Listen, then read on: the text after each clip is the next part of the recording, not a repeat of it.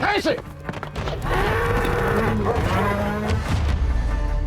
When you see Kayce this time, he's not running away anymore. He's gonna face what he needs to face and do what he thinks is the right thing to do, which is to protect the family business so that he can give it to his son. And I get a sense that he's all in. I don't think John's the kind of person who thinks you can make up for things. I just think it's a shift that he thinks is important, that he needs to do that. You know, he wasn't expecting to be taking over anything, and he's not the kind of guy who needs to be in charge. As far as running the ranch, it wasn't planned. It wasn't part of his plan. It was part of his father's plan.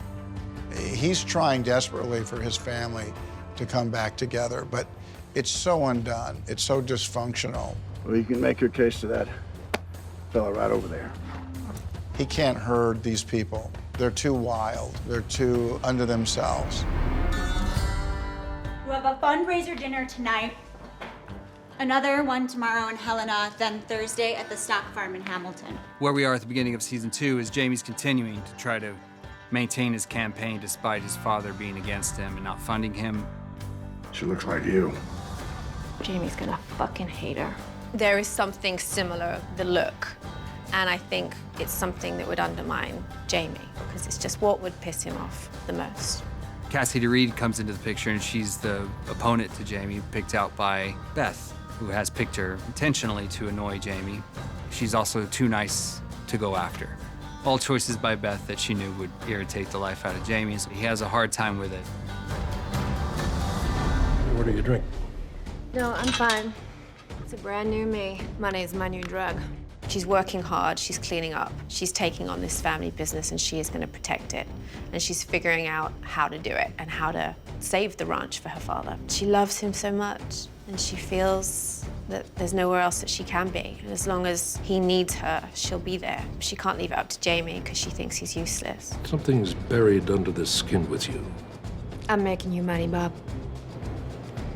And I am digging a 200-square-mile moat around my father's ranch.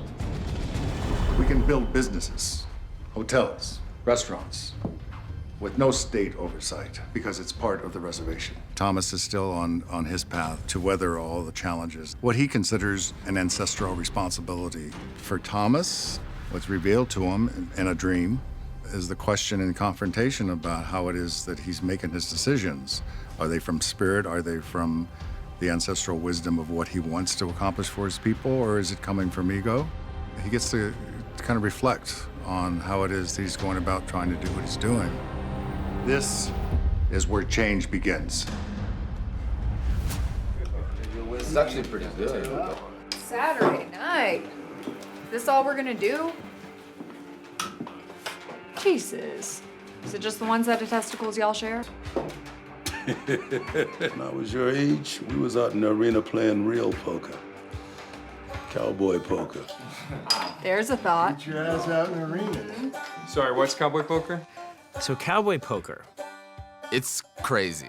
is a brilliant idea of a game that I guess cowboys came up with, I don't know, 100 years ago. A bunch of much tougher people than me sit around a poker table in the middle of a arena. Does someone want to explain the rules? Last one at the table keeps the pot. You want some courage? Fuck yeah. Drink up, dipshits. And then you loose a bull in the arena.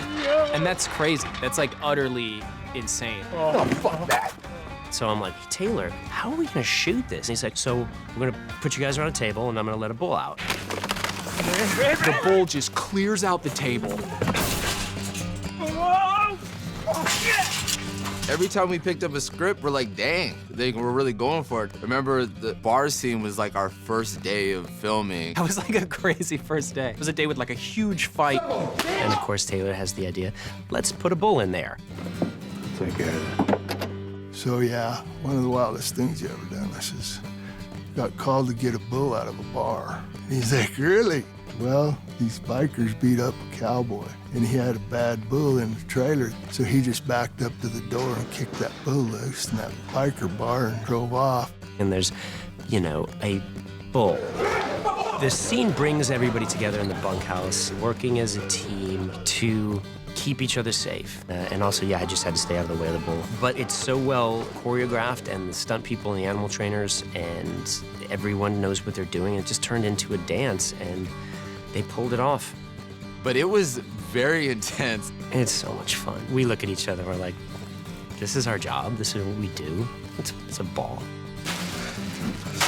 That's why you don't go to the bar without me. Dad? Dad!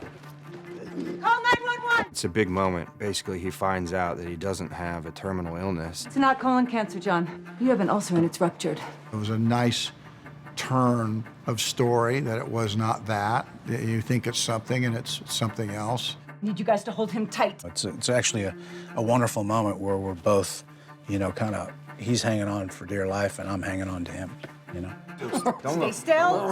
Hold him. I think Rip's exactly where he wants to be with him, which is holding on to him. I mean, you could smell the burning. It almost smelled like flesh burning. So it was a very real scene. So there's a rawness to it, which is kind of on par for what we're trying to do out there. I mean, when you live on a ranch, you're kind of far away. There's only two kind of injuries out there. These are your finger hurts a little bit or your hands come off. He'd been sort of living like he was dying and causing a huge mess that now, you know, he has to undo. The idea, if I died, that was going to create a protective layer. But that layer is not going to be protected now. And then there's the things that they've done. There have been a lot of lines crossed. That's the so much to undo. So much to undo. Oh, God, so much to undo.